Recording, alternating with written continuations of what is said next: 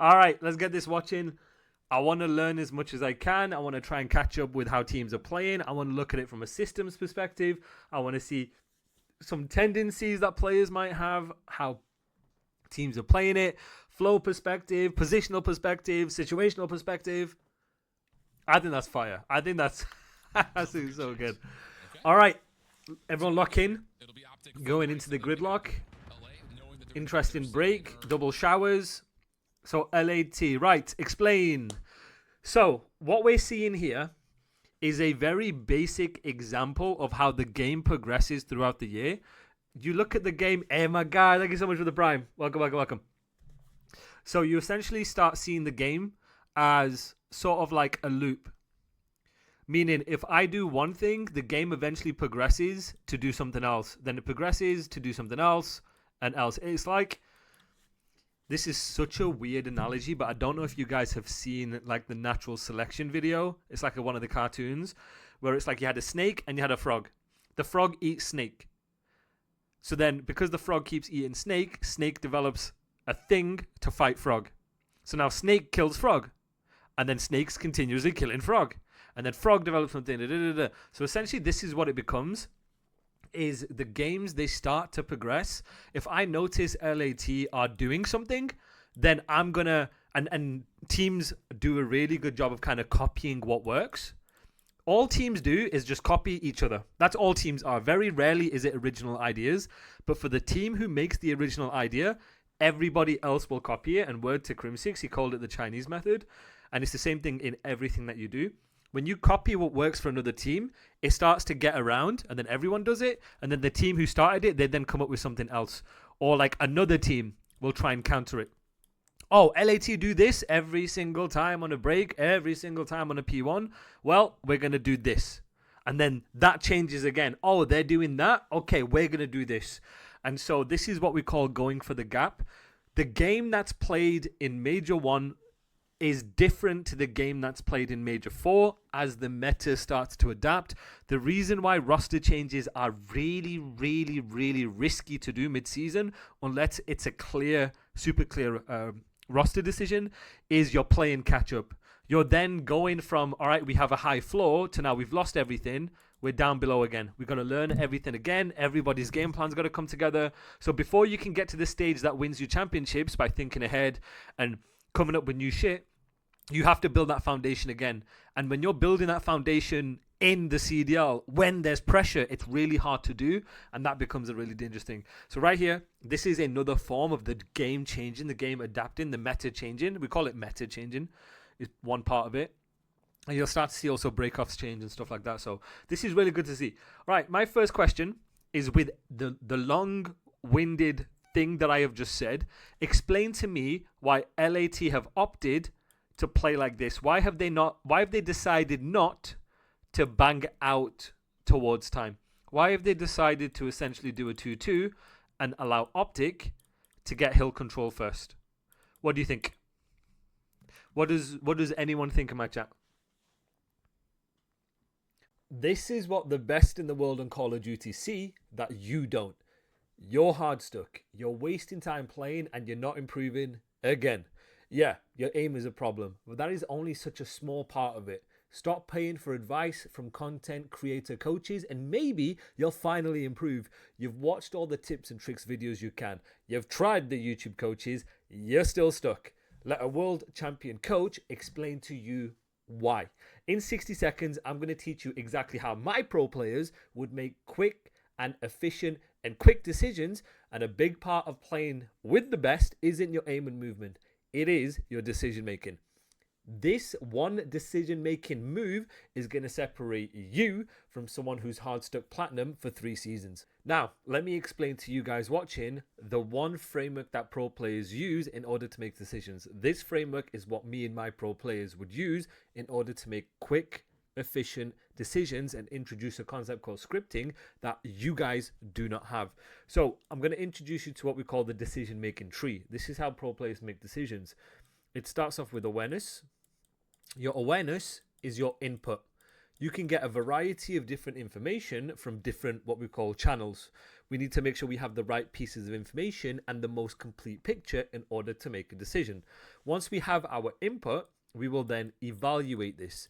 Your evaluation is considered your macro. This is what is considered a good, a bad, or proactive decision, and what is your job in the moment in order to give your team or yourself the best chance of winning. Once you know what your job is, we then do what's called decision. Your decision is your micro. This is how do you take the fight. Your first bullet advantage, your health management, different types of slide cancels, your percentages in the fight, what angles you want to use, anything that can allow you to actually win and see in front of you the one-on-one fight. Once you've decided what you want to do, you communicate this, and there's a method for communication, and then you act. This means doing something without hesitation. When you look at this, you will see that there are 5 steps, and it can get quite complicated, but the difference between you and the pro players is this is automated and this is scripted. This is one of the most underexplained skills in Call of Duty, because 2 players could have the same awareness. They could see the same picture, read the same information, but one player will produce a decisive decision and the other player will just do absolutely nothing. That gap is what I'm going to teach you. This is trainable. Each step can be drilled and each step can be automated. Right, that was one concept in 60 seconds. Imagine me and you did this and we broke it down in 4 weeks. I have spent over 10 years at the highest level of Call of Duty. I've coached players like Hydra, Crimsix, Sib, Clayster, Neptune, Skies. I'm a CDL world champion. I've won 15 titles and challenges, and I've also competed at the highest level myself. I've played at the Advanced Warfare Pro League, Infinite Warfare Champs, and World War II Champs, with the top 5 KD and Slayer rating for that event. This July, I am running my first ever bootcamp where you can learn this and more. The exact frameworks that I've installed and helped build and do with CDL champions.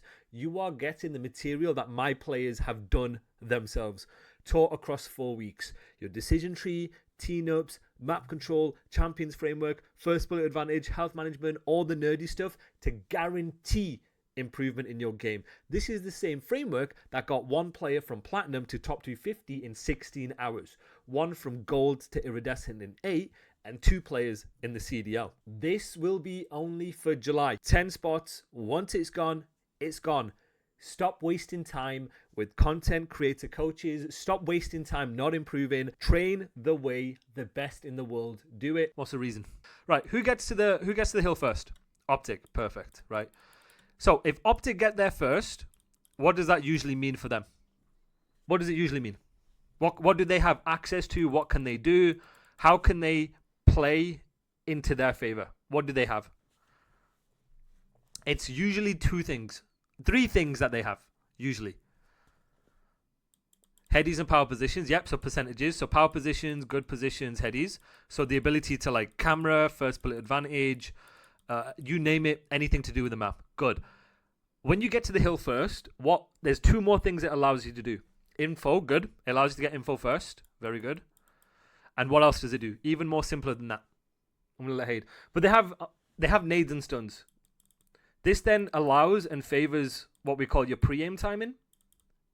And it increases your percentages of any fights they're about to take because of the fact that you can reliably nade and cut where people are going to be. So this is why OpTic have what we consider to be the good side, because it sets them up for a percentage increase for the gunfights that they have. It allows them to be in tradable positions and then to be proactive with the decisions they're going to make. How this relates to my earlier point about metas and cycles in a competitive season is once you understand this is consistent, LAT will then have to figure out how do we play against it. This is the basis of competition. The teams who can obviously have the foundation first and then build on top of it are the ones who end up winning trophies. That's why you constantly have to iterate, constantly have to change, chop. That's why it's very, very important for teams who want to win championships. You find what's working for other teams and you add your own twist to it. You add something new to it. That's how you get ahead, and that's how you bring new things when it really matters. So for example, nade spots, for you guys who watched NYSL, like nade spots, wallbang spots, stun spots, blurs, all that sort of stuff was really important. But the biggest thing that made us win Major 5 to Champs was we went through every single game plan, every single system, and we changed. We changed everything as much as we could within reason. Guy. Yeah, everyone lacks. It's just Paco late season. Guys pre-fired him and killed him. All right, tell me the situation, chat. What are the numbers? Give me the numbers right now. Give me the numbers. Give me awareness. Go on, Mr. Opinion. 4-2. So what should they be doing in a 4-2? Related to a fundamental. Keep it simple. What should we be doing instantly? So 4-2 is our trigger. We're counting the wave by wave. We got to be banging. And we got to be aping. Good. Right.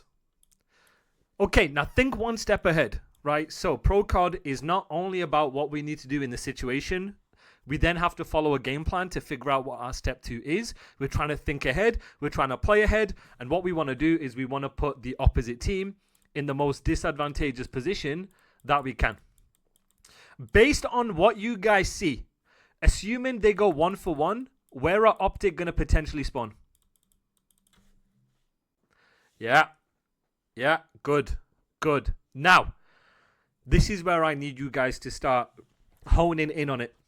One of the biggest mistakes, or one of the biggest things that I see from, say, iridescent players who are trying to go pro, who are trying to play top of challengers, is they don't have this overall chessboard in mind.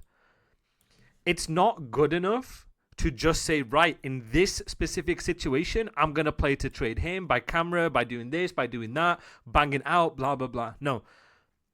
The way that you win is you're using your play right now to set up future success. This is what we call being proactive. And Mr. Opinion, you know this. This is how you be proactive. So once you start to understand the foundations of, okay, where are they spawning? You understand what routes they could take. You understand the timings of such routes. Then you can position yourself and your team in order to get the first kill of the next wave and do it all again. We're playing hard point. We're not playing spawn point. We're thinking about ways of, okay, based on where they're coming, we're good enough to set ourselves up to force teamwork and trades to secure a bulk of that time. So we know they should spawn pretty deep here, right? So let's see what happens here. Unless number 6 is hard. Unless number 6 is hard blocking here. Which they ain't going to recognize. All right, couple things. What didn't work well here? So what was the potential mess? And I'll tell you why it's not. But tell me, what could have potentially gone wrong? What do we think? OpTic spawn deep, so they play next. 4-2 bang. What do we reckon? They could flip, right? Good. The potential. And again, this is before the event happens. This is what predictions are. This is what predictive modelings are. This is what assumptions are, right? Now, they have 2 options. Is option number 1, they can keep the game in front of them, right?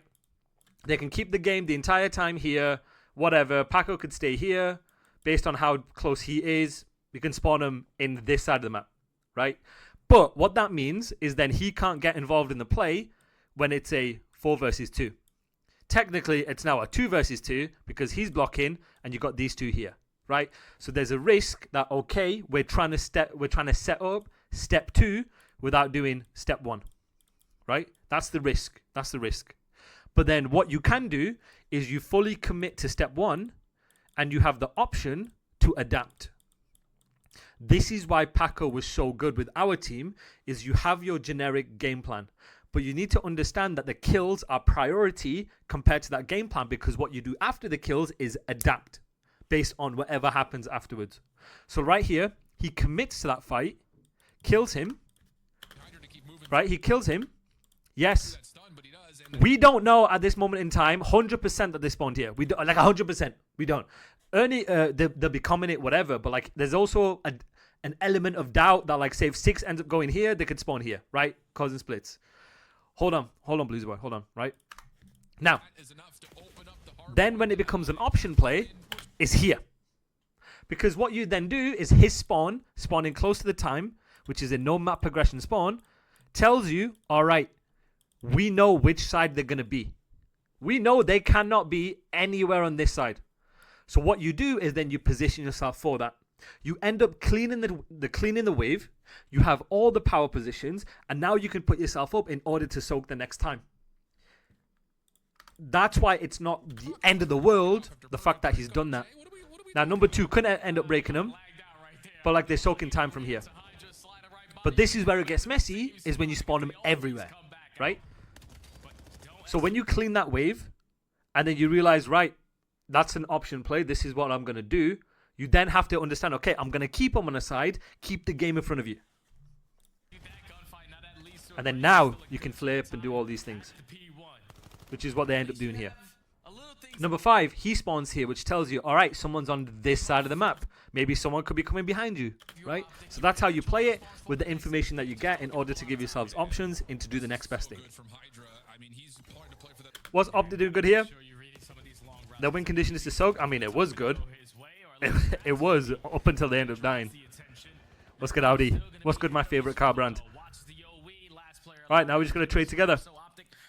How did LAT break this?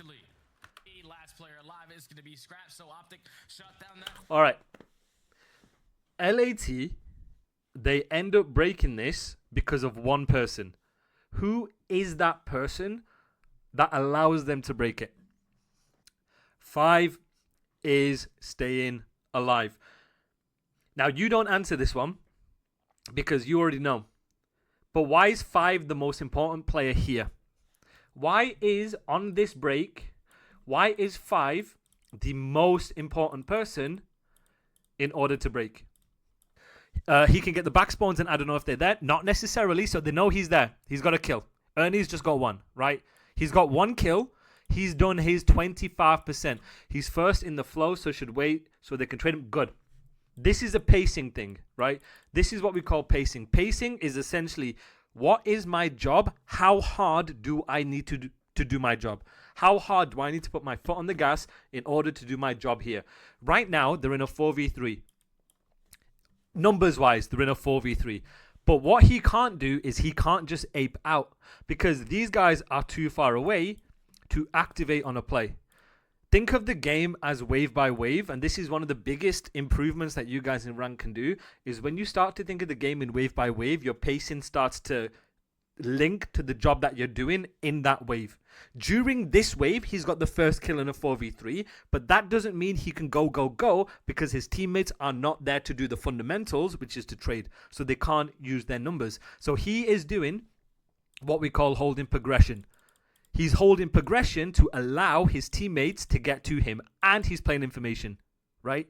This is one of the biggest problems I see with you Crimson and Iridescent players who have this one gas, this one go. Your SMGs are either going, or if you're an AR, you're just holding irons stuck in the mud. Pacing is very fluid, is very dynamic based on the numbers, the situations, and your teammates' positioning. He's holding progression in a power spot in order to allow his teammates to get to him in order to trade. Yes, good Audi. Good, my favorite car brand. First wave and take the lead. Yeah, 100%. Then you'd contest, do nothing, and now look at... hello? Wait, hello? Look at that. This is another example of positioning makes the fight. This is why Scrap is really good as an AR player, because he's always in the right positions based on the fights he's guessing, anticipating, he thinks he's going to have, right? Always. And now we can ape. Now we can go if needed. Look at them, collapsing like hyenas. There you go, we're like hyenas. And now, when we know where the pressure is coming from, now, guys, we've just made a wave, right? We've got all 4 of a wave. We should be counting our waves. What is the first thing you players should be predicting? What's the first thing you COD players after a wave should be predicting? Predicting. Spawns. Good. Spawns. So pressure is not the first thing. It spawns, right? And then it's timings based on your position. And then that's how you read the pressure. Pressure is based on information.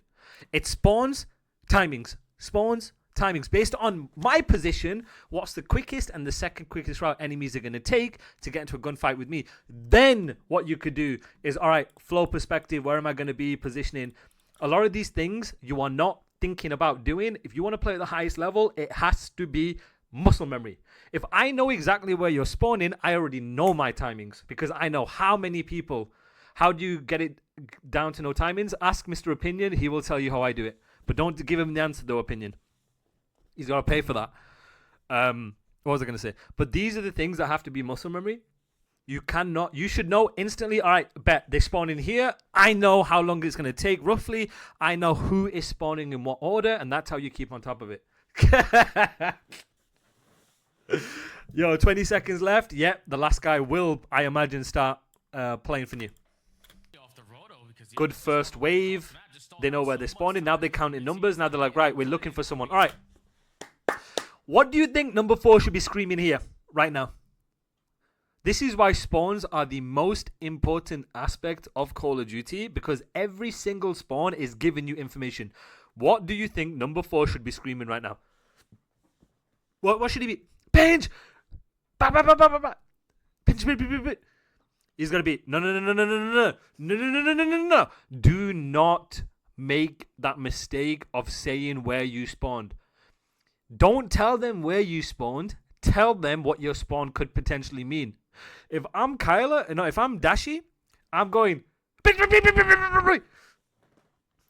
yeah, but that's, you know how bad of a comm that is? That is a communication that's reactive and not proactive. So you got to do the thinking for your teammates. When you get information, chat, do the thinking for your teammates. Don't give him more information for him to process. Your brain can only think about 6 or 7 different things at any given time. So you got to make it the most important 6, 7 things ever. You're picking up what I'm putting down. I hope so. So do the thinking for the rest of your teammates. So right here, he can say, yo, turn around, I've been pinched. How deep you spawn from the hill will also tell you exactly where someone's going to be. But really good plays from LAT, the Los Angeles Titans. Good plays. Good plays by Shotzi. Absolute criminal on the map. Right. Right, chat. Let's talk about something a little bit more macro. What's a good game plan here? What's the game plan for P3? What are we trying to do? What lanes are we trying to get first for P3 and why? It's way too much. Way too much. Way too much. Showers. Right. We want to, where we can, refill this lane on both sides. It's the battle of showers. It's oh, I was going to make a really bad joke. I'd get cancelled for that. But we're in showers, right? No, flanked. No. In this situation, when we have progression, either side, we got our side, you always try and refill showers first. This is part of your system. Why is your system, in this case, from a micro perspective, really important? Explain. Why? What happens if we fight showers first? What does it allow? What does it allow naturally? Think about it. The game is fast. So no. It's not to do with pinch. The game is fast, right? The reason why we have systems as when the game is fast, we are trying to team shoot or trade as fast as we can. The quicker we do something, the quicker we fight, the less time enemies have to think. This is the basis of Call of Duty. The less time you give your opponents to think, the less time they have to react to something. This is how you be proactive. Proactive decisions are how you win in COD. The more proactive decisions you have in COD, the more opportunities you have to win a game. Because you're dictating something. That's why game plans are important. So when you do something fast to trade and team shoot, it gives you the advantage. But in this case, why do we want to get showers first or refill it anytime it's open? Why do we want to do that? Think about it. Think about it, your Neum right here. Think about it, your Neum. And think about your Neum running forward. Let's say number 4 is dead. Crossfire. Good. When you're doing things fast, I still think it's 2 lanes of pressure. It is 2 lanes of pressure. What we want to do is take what we call complementary routes. when we break in. The positions we want to refill allow you to take fights together fast. Yes, we can 4-man bang it down like this. But the best systems that pro players have, the best game plans that pro players have, is by doing something fast and doing it from different angles. It's angles where you still can help each other trade and you still can take the same fights, but it's different angles where you either have to look here or look here. You have to only commit to the one fight. And when you take complementary angles in a break, sectors of fire make it simpler. That's a good one. I'm stealing that. It makes exactly. So to you, the game plan is simple. Anyway, moving forward, is the reason why game plans are so important is when you refill the right lanes. To you, the decisions are simple and clear. You're following a script. But to the enemies, it's chaos. So by the teams who do it first and refill the right areas first, when the game gets fast, they're in chaos, which have less time to think. You are not. These are the little things that pros have in order to do the right things faster than the opponents. That's why game plans are so important, because you know exactly where you need to be without thinking about it, and all you do is focus in front of you. Word to Crim6. The greatest of all time. So look at it here. We've got different angles of fighting. Look what happens here, right? Look what happens here. He ends up shifting across. He's going across. Opens up a micro timing for him to shoot people in the side. That's what we want. Now, they could have been a bit faster. And obviously, Paco gets 2. But that's the whole point of a game plan. And then now, no map progression spawn. Nice, I'm spawning on top of the time. By the way, this map has to go. I don't care what any of you guys say. This map's got to go. I'm not going to watch this map anymore. I'm sick and tired of gridlock. I hate it. This map was not good in Black Ops 4. It ain't good now. I refuse anyone to say it was good.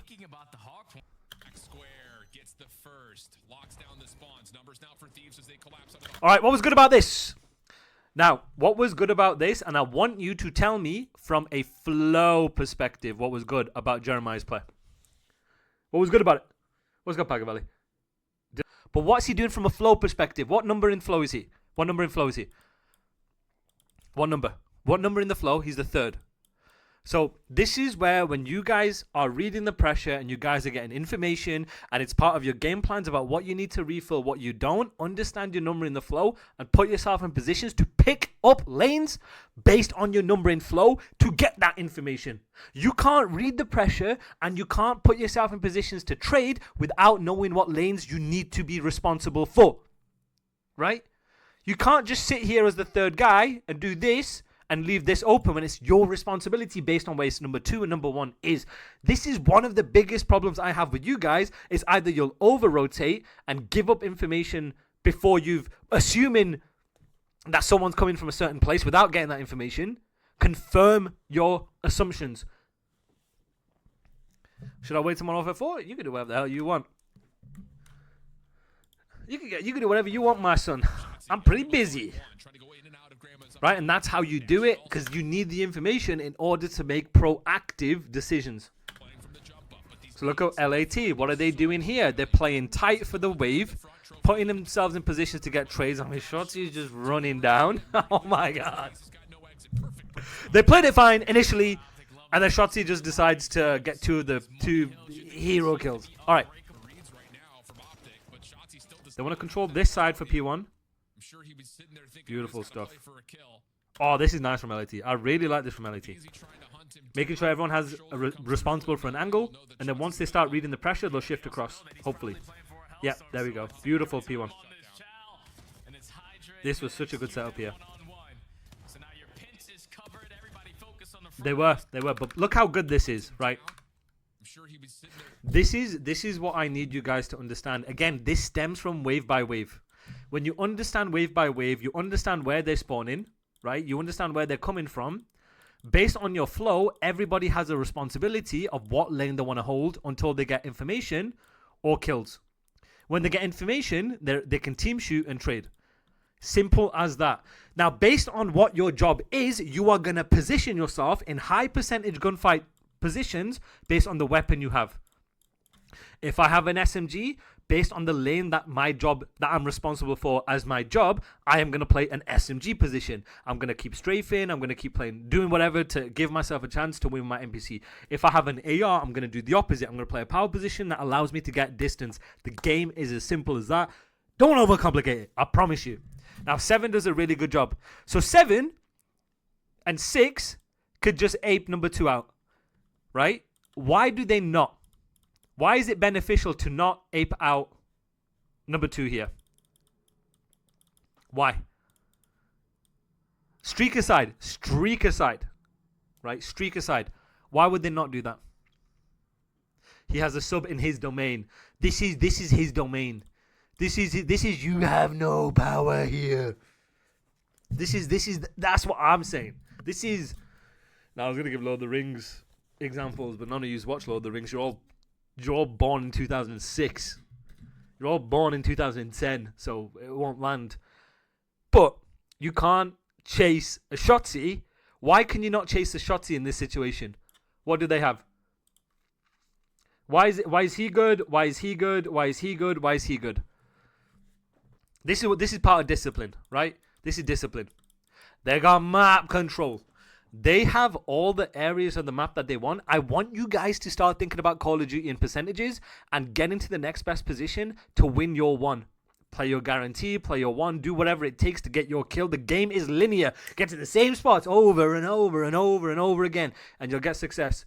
They don't need to chase Shotzi because they got everything. Because of the fact that they have everything, they can say, right, let the game come to you. When you let the game come to you, you can react off information and then make proactive decisions. They're forcing Shotzi to be reactive to them. Remember what I said earlier. You want to make proactive decisions and not reactive decisions. Why? Because reactive, you don't have any control. Usually it's low percentage situations, low percentage gunfights, stuff like that. We want to be proactive. LAT have gone from a reactive situation, as in we're chasing my boy, to now a proactive situation. Why is it a proactive situation here?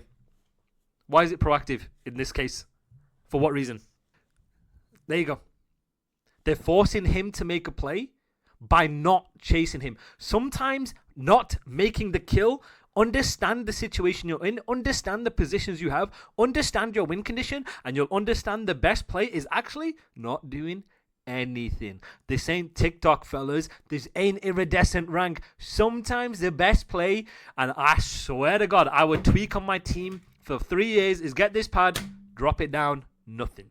Let him come to you. Why? Because you have all the choke points, you have all the funnels. He has to do something. And it's all good. You get information, you come round. He can now not do anything and they soak the entire time. Run away! Abizi, run away! Nice, Abe.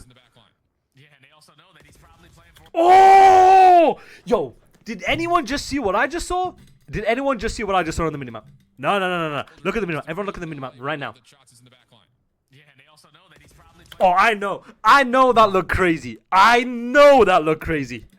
my God. All right. What can LAT do here? What can they do here? Give me the trigger event. Wait, are they banging out? Yeah, perfect. What are they doing here? Someone give me the win condition right now. This is a textbook P1, right? From a pacing perspective. Now, we're in the middle 20. What's our win condition in the middle 20? Flipping. He's keeping the game controlled. We're keeping the game in front of us. Why? Why are we keeping the... Mr. Crack. Good answer. I like you, Crack. Crack, I like you. Right, they're keeping the game in front. Reducing the lanes active. Why? What are they doing? What's the decision that they're making?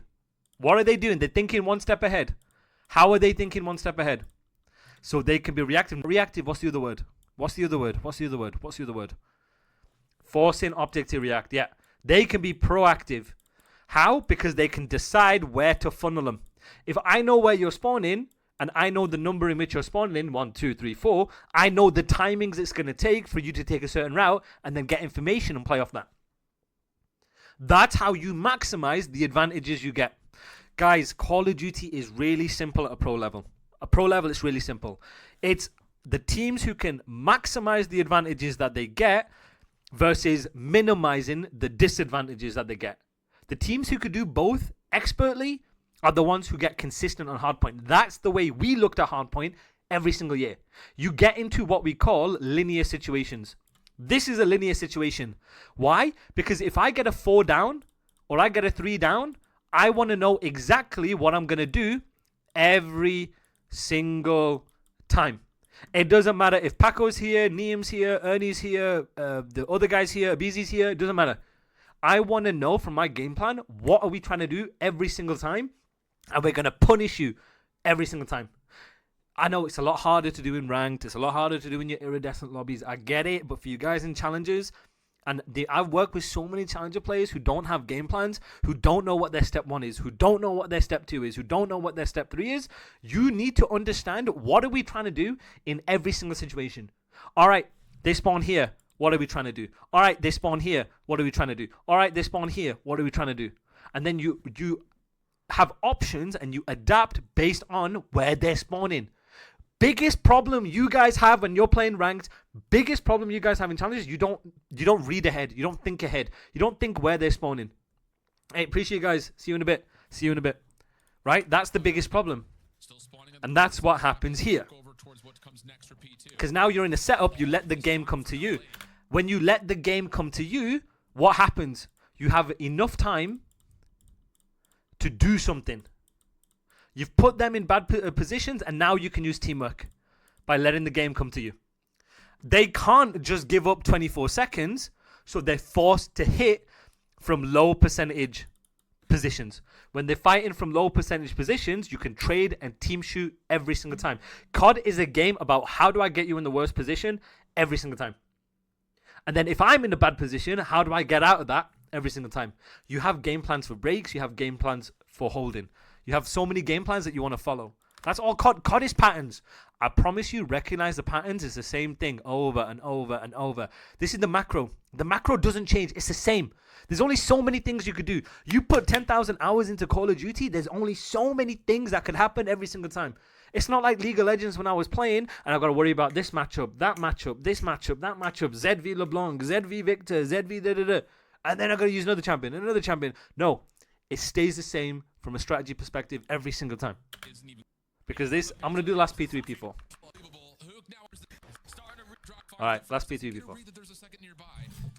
Alright, I thought, damn, OpTic got it. They get a 4 down here. I'm thinking, right, they've won it here.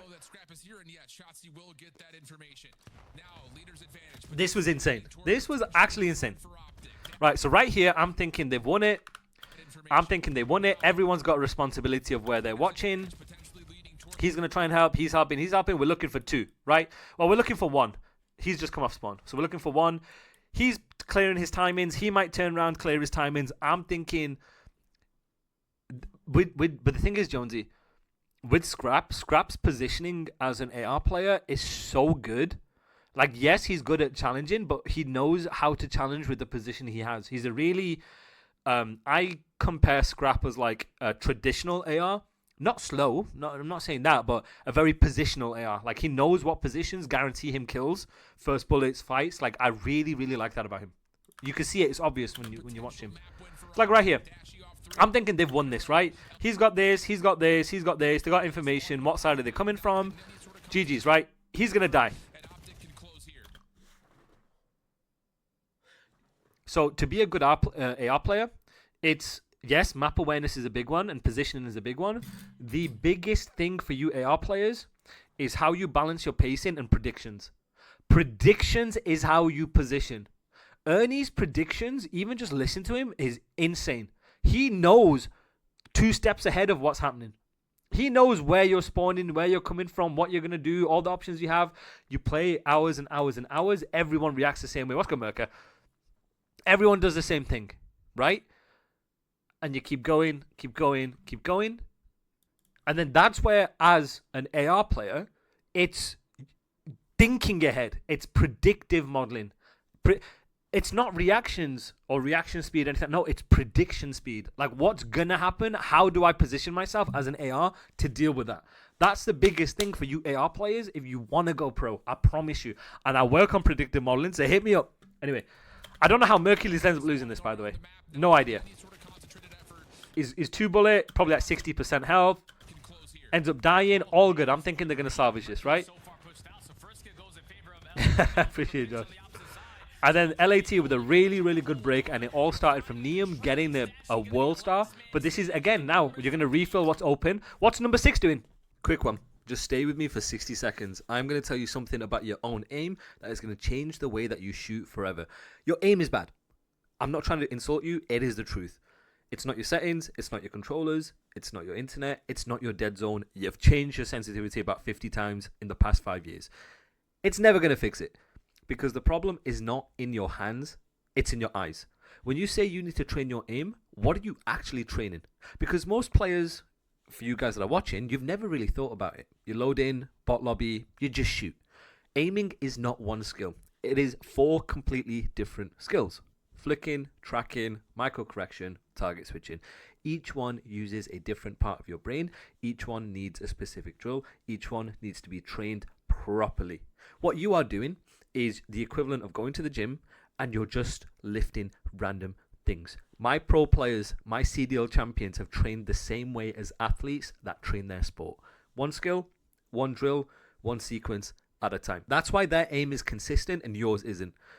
They're not more talented than you. They're more structured than you. So I give you that structure. 4 skills in the right order, the right amount. This is the whole point of my aim and moving masterclass for you to download. Inside, you'll get an aiming and movement video, a neuroscience of aiming guide, 30-day training calendar, champions daily practice planner, optimal CDL settings cheat sheet, and a before and after self-assessment. You download it once, lifetime access. Do this 20 minutes a day for 30 days. I will guarantee your aim will improve. Not just your aim, but how you aim and how you look at aiming. Check out DREAL.co.uk and click this big gold button right here to get yourself on the course page, or check out the link in the description if you want it. Right, back to the video.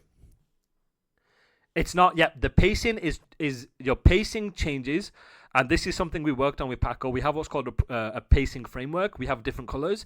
Your job and your pacing rely on what we call trigger events. So your pace is how fast you want to do your job, and that changes based on whatever's happening in the moment. But like right here, what's number 6 doing here? What's number 6 done instantly? Why is number 6 not done this? Why is number 6 refilling showers? No, so you weren't here, Merca, but I compared it to the first one. Why are we refilling showers again? Why are we doing it fast without thinking? What does it allow him to do? For him and him. What does it allow you to do? Take crossfire. There we go. It allows you to get into positions where you spawn them deeper, you control the right areas, and you're working with your teammates to crossfire based on where the information is going to be. That's what it's doing. Sectors of fire. Good man. Good man. Yeah, and it spawns them deep. Good. He's out. He's straight. Well, he was anyway.